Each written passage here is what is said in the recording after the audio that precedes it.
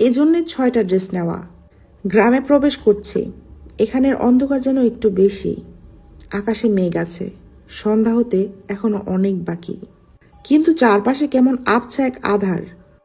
কোনো স্বাভাবিক পরিবেশের সাথে পরিবেশ একদম মানানসই না। গ্রামের লোকদের জিজ্ঞেস করে আমরা সোজা গাড়ি নিয়ে এসেছি বাড়ির সামনে। বাড়ির কোনো গেট নেই, ভাঙাচোরা দেয়ালের মাঝে কয়েক ফুট ফাঁকা জায়গা। বোঝা যাচ্ছে এদিক দিয়ে ভিতরে ঢুকতে হয়। কয়েক পায়ে এগিয়ে যেতেই বাড়িটা আমাদের চোখে পরিষ্কার এলো।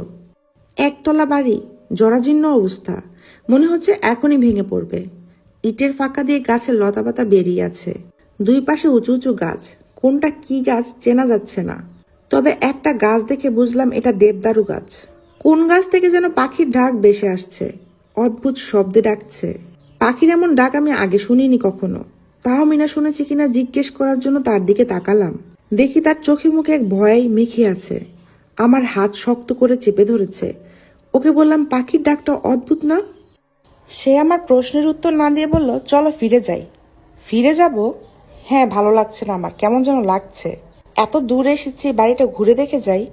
দেখা লাগবে না বলে আমার হাত টেনে সে ঘুরে দাঁড়ালো। বাধ্য হয়ে